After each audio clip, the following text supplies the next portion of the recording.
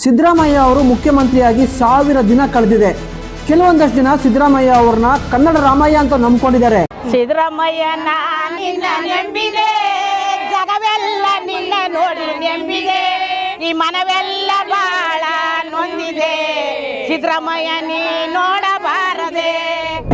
ಇನ್ನೊಂದಷ್ಟು ಜನ ಈ ಸರ್ಕಾರವನ್ನ ಕನ್ನಡ ಪರ ಸರ್ಕಾರ ಅಂತ ನಂಬ್ಕೊಂಡಿದ್ದಾರೆ. ಆದರೆ ನಿಜವಾಗ್ಲೂ ಸಿದ್ದರಾಮಯ್ಯ ಅವರು ಕನ್ನಡ ರಾಮಯ್ಯನ ಮತ್ತೆ ಈ ಕಾಂಗ್ರೆಸ್ ಸರ್ಕಾರ ಏನಿದೆಯಲ್ಲ ಅದು ಕನ್ನಡ ಪರ ಸರ್ಕಾರ ಅನ್ನೋದನ್ನ ಈ ವಿಡಿಯೋನಲ್ಲಿ ನೋಡೋಣ.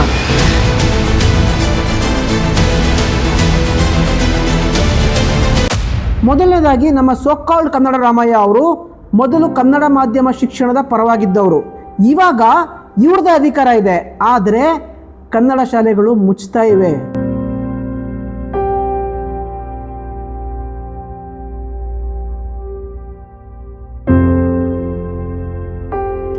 ಅಧಿಕಾರಕ್ಕೆ ಬರೋಕ್ ಮೊದಲು ಇವರು ಹಂಪಿ ಕನ್ನಡ ವಿಶ್ವವಿದ್ಯಾಲಯದ ಪರವಾಗಿದ್ದವರು, ಅದರ ಪರವಾಗಿ ದನಿ ಎತ್ತುತ್ತಾ ಇದ್ರು. ಈಗ ಅವ್ರಿಗೆ ಅನುದಾನನೇ ಕೊಡ್ತಾ ಇಲ್ಲ.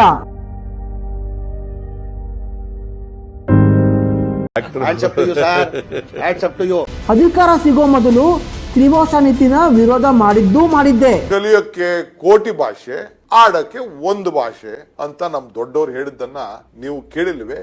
ಆದ್ರೆ ಬಲವಂತವಾಗಿ ನಮ್ಮ ಮೇಲೆ, ನಿಮ್ ಮೇಲೆ, ನಮ್ಮ ಮಕ್ಕಳ ಮೇಲೆ ಹಿಂದಿಯನ್ನ ಹೇರಕ್ಕೆ ಬಂದಿದ್ದಾರೆ. ಕನ್ನಡಿಗರು ಸುಮ್ನೆ ಕೂತ್ಕೊಳ್ಬೇಕಾ? NEP ಜಾರಿ ಆದ್ರೆ ಕನ್ನಡ, ಇಂಗ್ಲಿಷ್, ಹಿಂದಿ 3 ಭಾಷೆ ಕೂಡ ಕಡ್ಡಾಯ. Why do you need 3 languages? Are our Kannada and English not enough? That's how they want to impose Hindi. ಇವಾಗ SCP ಆಗ್ಲಿ, ದ್ವಿಭಾಷಾ ನೀತಿ ಆಗ್ಲಿ ಏನಾದರೂ ಜಾರಿಗೆ ತಂದ್ರ. ಇನ್ನು ಕನ್ನಡಿಗರ ಉದ್ಯೋಗದ ವಿಚಾರಕ್ಕೆ ಬರೋಣ. ಕನ್ನಡಿಗರ ಉದ್ಯೋಗದ ವಿಚಾರದಲ್ಲಿ ಭಾರತಗಳಲ್ಲಿ ಕನ್ನಡ ಉಪಯೋಗಿಸುವಂಥದ್ದು ಇರ್ಬೋದು, ಹಾಗೆ ನಮ್ಮ ರಾಜ್ಯದಲ್ಲಿ ಎಲ್ಲೆಲ್ಲಿ ಉದ್ಯೋಗಗಳನ್ನ ಸೃಷ್ಟಿ ಆಗ್ತಾ ಇದೆ ಮುಂದಕ್ಕೆ ಅವೆಲ್ಲ ಕೂಡ ಕಡ್ಡಾಯವಾಗಿ ಇಷ್ಟು ಪರ್ಸೆಂಟೇಜ್ ಕನ್ನಡಿಗರು ಇರಬೇಕು ಅನ್ನೋದು ನಮ್ಮ ಆಸೆ. ಆ ದೃಷ್ಟಿಯಿಂದ ಇವತ್ತು ನಮ್ಮ ಕನ್ನಡಿಗರಿಗೆ ಮಿನಿಮಮ್ ಇಷ್ಟು ಪರ್ಸೆಂಟೇಜ್ ತಗೊಳ್ಬೇಕು ಅಂತೇಳಿ ಮೊನ್ನೆ ತೀರ್ಮಾನವನ್ನ ಸರ್ಕಾರ ಮಾಡಿದೆ. ಯಾವಾಗ್ಲೂ ನಾನು ಮೀಸಲಾತಿ ಪರ ಅಂತ ಸಿದ್ದರಾಮಯ್ಯ ಅವರು ಹೇಳ್ತಾ ಇರ್ತಾರೆ. ಅದ್ರ ಬಗ್ಗೆ ಏನಾದ್ರು ಕಾನೂನು ತಂದ್ರ ಅಥವಾ ಗುಜರಾತಿ ಕಿರಣ್ ಶಾ, ಕೊಂಕಣಿ ಮೋಹನ್ ದಾಸ್ ಪೈಗೆ ಹೆದರ್ಕೊಂಡು ಕೂತಿದಾರ?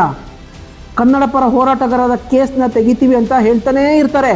ಕನ್ನಡ ಪರ ಹೋರಾಟ ಮಾಡದಂತ ಎಲ್ಲ ಕನ್ನಡಿಗರ ಮೇಲೆ ಏನೇನು ಕೇಸ್ಗಳು ಹಾಕಿದ್ದಾರೆ ಆ ಎಲ್ಲ ಕೇಸ್ಗಳನ್ನು ಕೂಡ ವಾಪಸ್ ತಗೋತೀವಿ. 1000 ದಿನ ಆಯ್ತು, ಆದ್ರೂ ತೆಗೆದಿಲ್ಲ ರೀ. 40% ಕಮಿಷನ್ ಅಂತ ಹಿಂದಿನ ಸರ್ಕಾರದ ಮೇಲೆ ಆರೋಪ ಮಾಡ್ತಾನೆ ಇರ್ತಾ ಇದ್ರು. ಕರ್ನಾಟಕದ ಇತಿಹಾಸದಲ್ಲಿ ಇಷ್ಟೊಂದು ಭ್ರಷ್ಟ ಸರ್ಕಾರ ಯಾವ ಕಾಲದಲ್ಲೂ ಕೂಡ ಬಂದಿರಲಿಲ್ಲ. Never in the history of Karnataka. First time you are facing such a bad government, corrupt government, 40% corruption. ಈಗ ಇವ್ರದೇ ಸರ್ಕಾರ, ಇದೇ ಸರ್ಕಾರದ ಮೇಲೆ ಕಮಿಷನ್ ಆರೋಪ ಬರ್ತಾ ಇದೆ. ಅಪ್ಲೈ ಮಾಡಿದ್ರೆ ಏನಕ್ಕೆ CL ಅಪ್ಲೈ ಮಾಡಿದ್ರೆ ಲಂಚ ಕೇಳಿರೋ ಆಡಿಯೋನು ಕೂಡ ಬಿಡುಗಡೆಯಾಗಿದೆ. ಇನ್ನೇನು ಸಾಕ್ಷಿ ಬೇಕು ನಿಮಗೆ? ಲೋಕಾಯುಕ್ತದಲ್ಲಿ ಕಂಪ್ಲೇಂಟ್ ಆಗಿದೆ, ಸಾಕ್ಷಿ ಇದೆ. ಈಗ ನೀವು ಸಾಕ್ಷಿ ಕೇಳ್ತಾ ಇದ್ವಿ, ಅಧಿಕಾರಿಗಳು ಮಾತಾಡಿರೋ ಸಾಕ್ಷಿ ಇದೆ, ಆಡಿಯೋನು ಕೂಡ ಲೋಕಾಯುಕ್ತಕ್ಕೆ ಕೊಟ್ಟಿದ್ದಾರೆ. ಅವನೇ ಹೇಳಿಕೆಯಲ್ಲಿ ಹೇಳಿರುವಂಥದ್ದು, ನಾನು ಕಾಂಗ್ರೆಸ್ ಕಾರ್ಯಕರ್ತನಿಗೆ ಈ ಪಾಡಾದರೆ ಬೇರೆಯವ್ರ ಕತೆ ಏನು? No whistle, no whistle, whistle ಹಾಕ್ಬೇಡಿ. ಇನ್ನು ಅಹಿಂದ ನಾಯಕ ಇವರು, ಆದರೂ ಹಿಂದುಳಿದ ವರ್ಗಕ್ಕೆ ಇಟ್ಟಿದ್ದ ದುಡ್ಡನ್ನ ಬೇರೆ ಯೋಜನೆಗಳಿಗೆ ಕೊಡ್ತಾ ಇದ್ದಾರೆ. ಎಲ್ಲಿದೆ ಇವರ ಸಾಮಾಜಿಕ ನ್ಯಾಯ? 16ನೇ ಹಣಕಾಸು ಆಯೋಗದಲ್ಲಿ ಕರ್ನಾಟಕಕ್ಕೆ ಮತ್ತೆ ಅನ್ಯಾಯ ಆಗಿದೆ. ಇದ್ರ ಬಗ್ಗೆ ಏನಾದರೂ ದನಿ ಎತ್ತಿ ನೋಡಿದ್ರಾ? ಇನ್ನು ಸಿದ್ದರಾಮಯ್ಯ ಅವರು ಯಾವುದಾದ್ರೂ ದೆಹಲಿಯ ಹೈಕಮಾಂಡ್ ಅವರು ಕರೆ ಮಾಡಿದ ತಕ್ಷಣನೇ ಕ್ರಮಗಳನ್ನು ತಗೊಂಡ್ಬಿಡ್ತಾರೆ. ಅಲ್ಲಿ ಮೀನಮಾಷೆ ಎನಿಸೋದೇ ಇಲ್ಲ. Whatever decision taken by the High Command, I will follow it. ಆದರೆ ಕನ್ನಡ ಪರ ವಿಚಾರಗಳು, ಕರ್ನಾಟಕದ ಪರ ವಿಚಾರಗಳು ಬಂದಾಗ 1000 ದಿನ ಆದರೂ ಸರಿಯಾದ ಕ್ರಮಗಳನ್ನು ತಗೋತಾ ಇಲ್ಲ. ಅಲ್ಲಿ ಮೀನಮಾಷೆ ಎಣಿಸ್ತಾನೆ ಇದ್ದಾರೆ.